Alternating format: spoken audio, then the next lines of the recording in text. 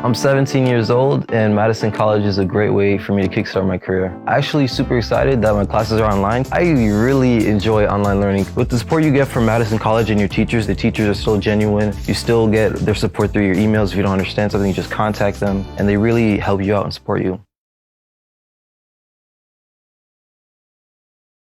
Good afternoon, ladies and gentlemen. This is Robert Chappell, Executive Editor, Madison365, with your daily update of the news regarding the coronavirus situation and other news happening around Madison and the state of Wisconsin here on Thursday, August 20th. The news on the coronavirus front is not good. It's not terrible, but it's not good. And then we'll go through these numbers.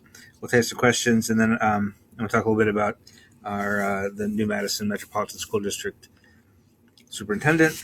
And if we get to it, maybe a little bit of soccer news for you, for Madison fans. It was game night last night. The rate of coronavirus tests returning positive results today went up by 0.5% to 7.5. It was 7 yesterday, and it was 6.3 the day before that, so that's going the wrong direction. Again, 7.5 is not terrible. To say you're mitigating, you kind of have the infection somewhat under control. You need to be under about 10%. So 7.5% is fine. We've been right around 7.5% for the past 14 days. Like all tests run in the past 14 days, 7.5% have come back positive. Over just the past week, it's actually 8%, and that is owed partly to on Sunday of this past weekend. That one day it was over 11. But so the average over the past 2 weeks is on the high side, still 7.5%. But under 10 is fine. However, to really say we're actually past this thing, we're actually have it completely under control and are really suppressing the infection and the spread, that needs to be below 3%. So 7.5 is not great. The other thing that's not great today is 9,800 tests, which at one point, like in April, early May, that would have been a big number. We were doing like 1,500 tests a day at one point, and we felt like that was a lot. And the governor at that time said we want to get to 12,000 every day, and we thought that was a crazy goal. But we got there, and we were there for a long time. And the problem is that today is the 5th consecutive day where we're below 10,000 tests. And this is a national phenomenon. Nationwide testing is down, and it's hard to tell exactly why. It's not a shortage of tests.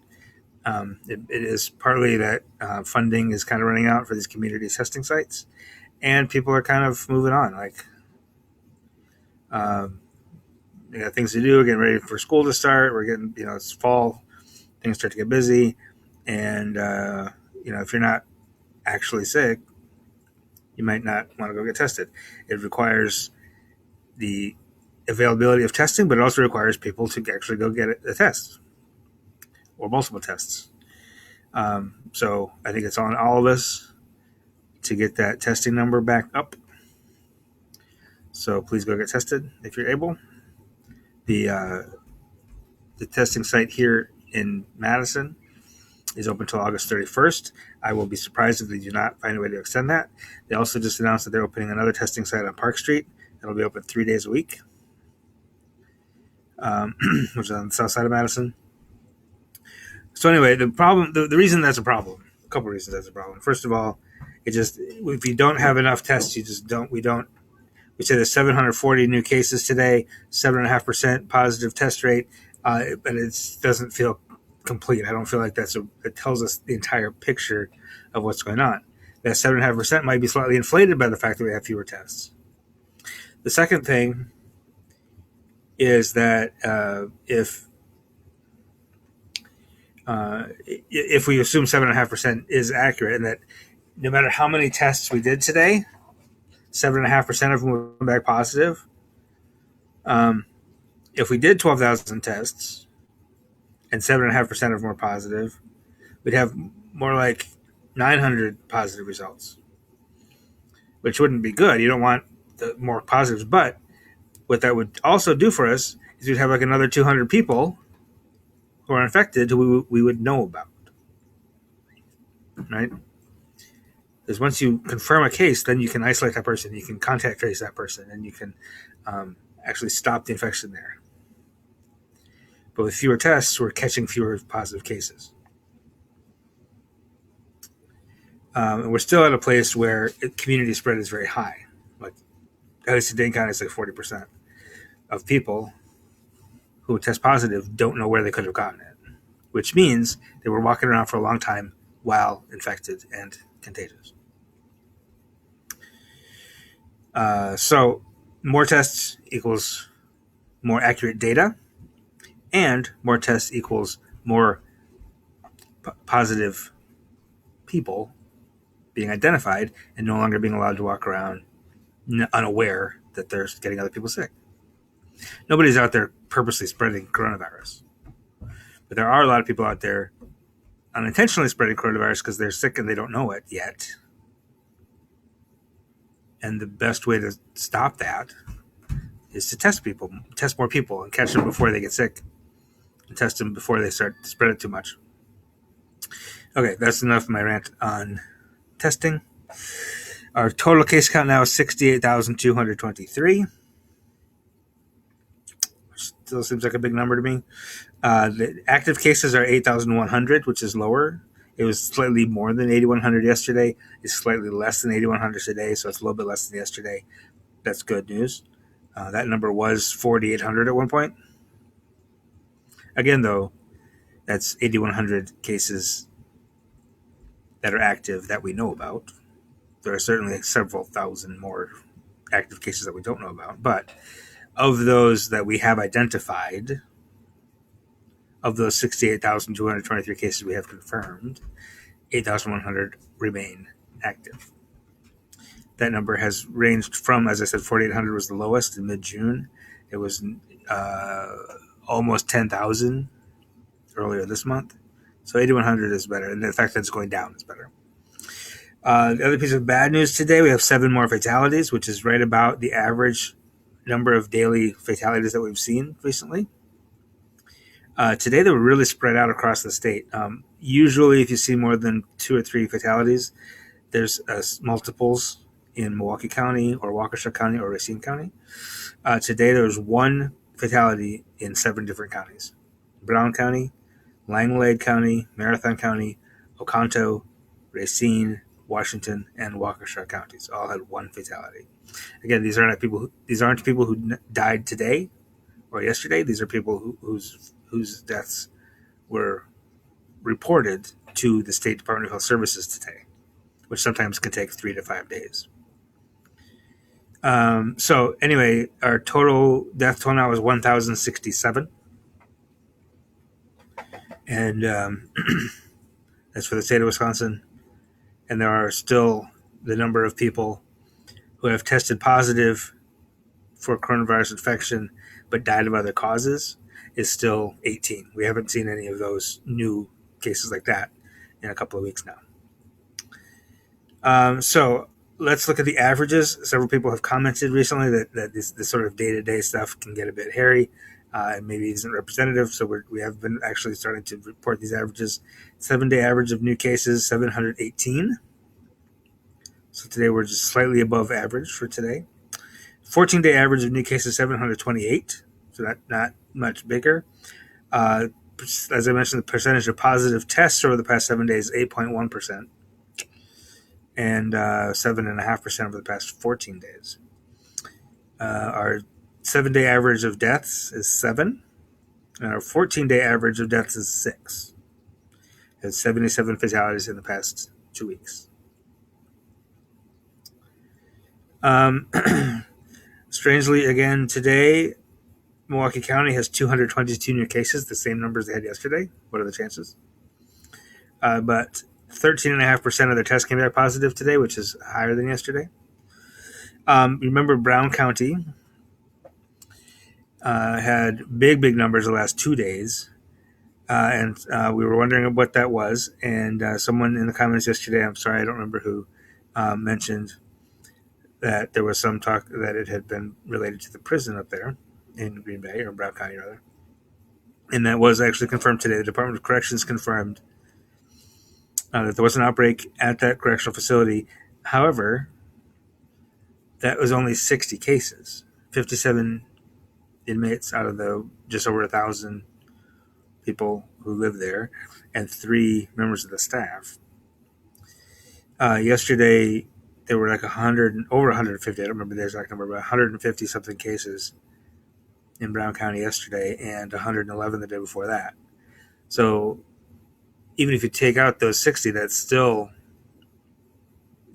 almost 200 cases in 2 days in Brown County. So I don't know what else is going on. The good news, though, is today, Brown County unfortunately had that one fatality, but only 26 new cases today. So we'll see what happens tomorrow. If that was just a weird 2-day blip, or if today is the blip being lower and then we'll go back up tomorrow. We'll see. But 11.8% positive test today too, so that's not great. A couple other spots that have higher numbers of percent positives.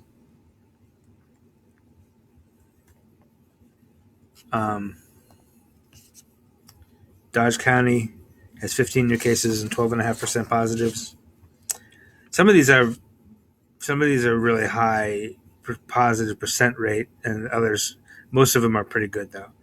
Fond du Lac County, 29 new cases, 15.85% positive. Jefferson County, 17 cases, 12% positive. Well, 11.9, I guess.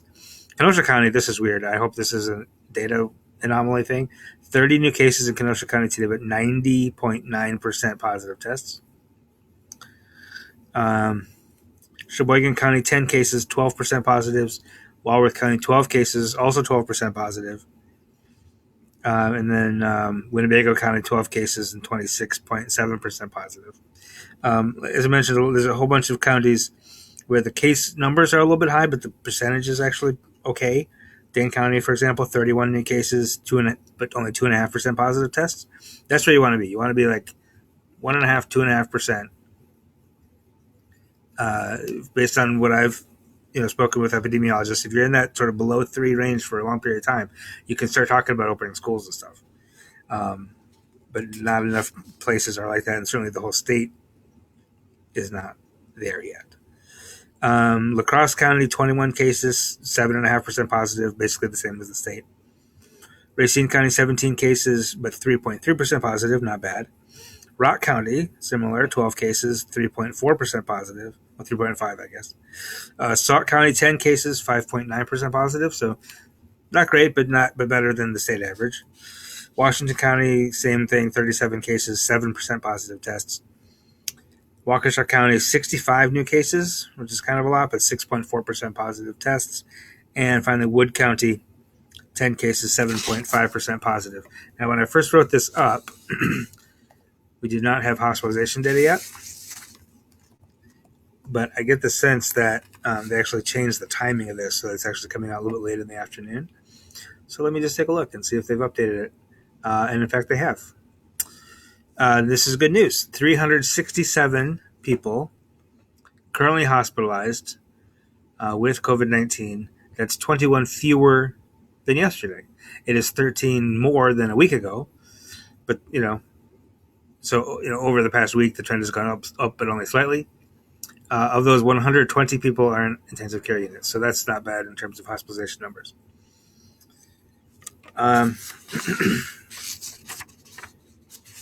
One other thing I'll mention, the rate of transmission, still over 1, which is bad news. It's 1.08, which is slightly lower than yesterday. We are now the 8th highest in the nation.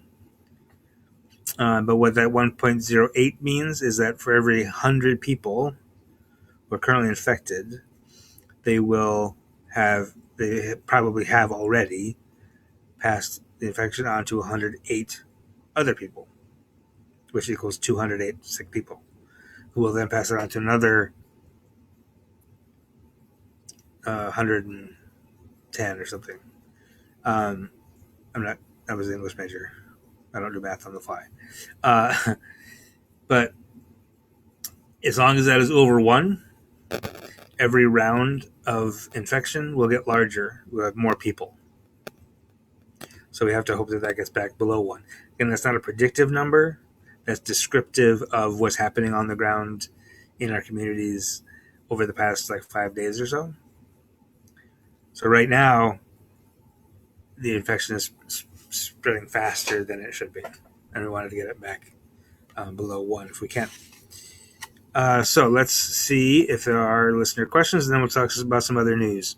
How often is it recommended that an average person get a test? I don't know that there's a recommendation. I have not seen anything that's a recommendation. What I have seen is that it is perfectly acceptable to get tested as often as you feel you want to get tested. And I have also heard, I haven't heard specific recommendations, and I would imagine recommendations exist, and I'm just not aware of them, for people in certain kinds of jobs. Essential workers, frontline service type workers should get tested more often than us reporter nerds who can hide in the basement and do everything through Facebook Live.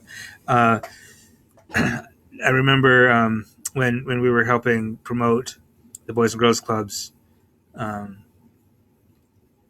testing sites, and we talked with Public Health Madison-Dane County, and they said they had regular customers at Public Health Madison-Dane County at the pop-up at the community testing site at Atlanta Energy Center. They had regulars that came once or twice a week, who were people in those kind of jobs, who needed to make sure that they were still negative, right?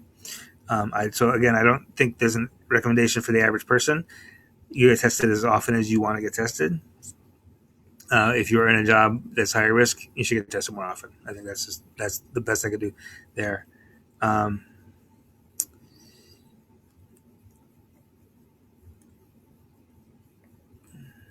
Do we know anything? Corey asked, do we know anything about the age ranges of those hospitalized?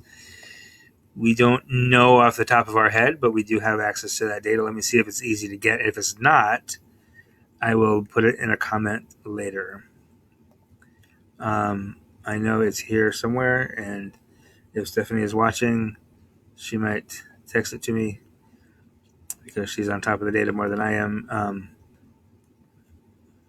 I do not see it readily available, but here's what I'll do, Corey. I will, when we're done here, I will find it, because I know it exists. I know it's here somewhere. And I will respond to your comment on the Facebook post of this video, so I can answer your question that way. Okay, here. Let me tell you this. This is not the percentage of cases. I'm gonna drop a link for you. I did find it. I'm gonna drop a link in response to your question, and you'll have to scroll down. There's a whole bunch of graphs on this page. But what it tells you is not so much the age range of all the people in the hospital, but it'll tell you the percentage of each age group that has been hospitalized. And what it'll tell you is of all people who have been infected, 8% have been hospitalized, right? Of everybody who's below the age of 10, 2% who have tested positive, 2% have been hospitalized. So that's a much smaller number of people. Like there's a number of cases, and a very small number of that small number has been hospitalized.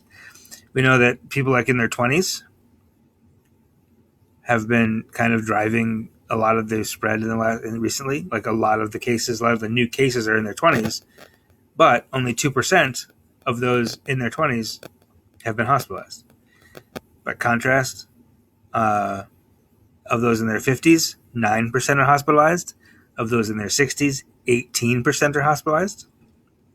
In their 70s, 33% are hospitalized.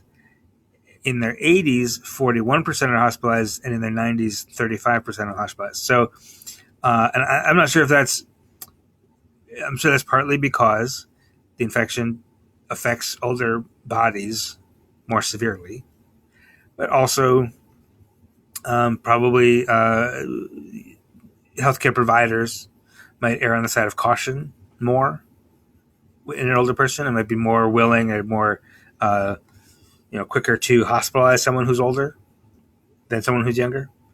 I'm sure it's a combination of those factors, but I hope that helps and answers your question.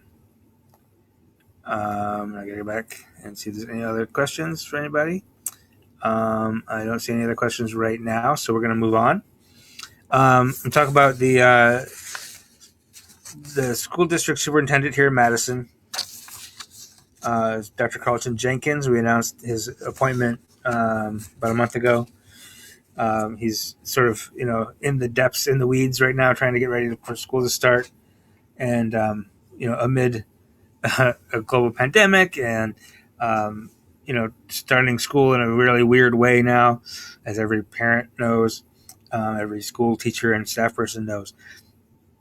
He's been very busy, obviously, getting up to speed and everything, but he's done a few like community type events, which are not normal community events. Usually there'd be like a reception or something, but now there's just like Zoom meetings with him.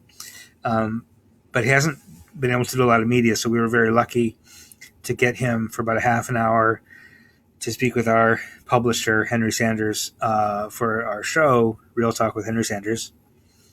And Henry interviewed him yesterday, and we posted the video this morning. So I'm just going to share a clip with you. Henry basically asked him, like, why'd you want to try and take this job? And his answer was very interesting. And if it starts to loop over again, I'll beg your forgiveness, because this video thing that I use is not that sensitive. So here's Henry Sanders and Dr. Carlton Jenkins. It's about a minute-long clip. When you're looking through the data, what stood out the most to you that was the most alarming? Oh, the black and brown children in the city of Madison are performing lower than the children in the state that I was born in and raised in, Alabama. And I said, how could this be? No way. When you're talking about black and brown children in the city of Madison with all of these resources, with the greatest public institution in the country, right here, UW-Madison, all the science that Ron Edmonds talked about in 1972 with the resources. Madison had one of the fastest growing, one of the best economies in the country prior to COVID-19. I became, frankly, somewhat just really, the only way I could say it, I became really upset, saying, no, how could this be in Madison of all places? And then I became inspired. I became upset, then I became inspired. Then all of this happened on the back of the lynching of Mr. Floyd, which is 16 miles from my home. So as I started thinking about the movement, I said, what will be my part in the movement? When you're looking through the data, what? So as you can see, he's taking this job as a challenge. It would be easy to say, boy, Madison has really bad disparities. I don't want any part of that. But he's coming at it as like, Madison has really bad disparities. I think I'm the one that can fix it. So that whole interview is really fascinating. It's very insightful. He's thought about this job a lot. He thinks about education a lot, obviously. If you want to just go to Madison365.org/realtalk, or just scroll up on our Facebook feed. You'll see it. We posted it at 8:30 this morning.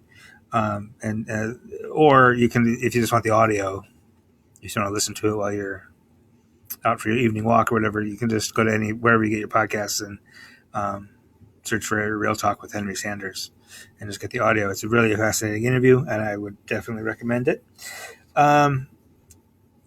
For Madison last night, very scrappy, very chippy, very there was a lot of I don't know, it's going to be a rivalry between Madison and Omaha. It was not a very friendly match, but it was a 1-1 draw. Puts the Flamingos from 8th up to 5th. Keeps Union Omaha in second place. A really good match. Madison is back in action against Orlando City B at home on Sunday. That's a game they should be able to win. Once again, the final installment of our Asian American Power List is tomorrow. We had another installment this morning. That's on the website. I commend that to you. Get to know some folks from the Asian American community who are doing really good work across the state. We'll have another installment of that tomorrow. And we also today have a bonus episode of Black Oxygen. A timely interview there. Go to Madison365.org/Black Oxygen to listen to that, subscribe. And that is all I have for you today. Let me make sure we didn't miss any questions. And I appreciate your joining me today. Enjoy the rest of your evening, and we will see you again tomorrow.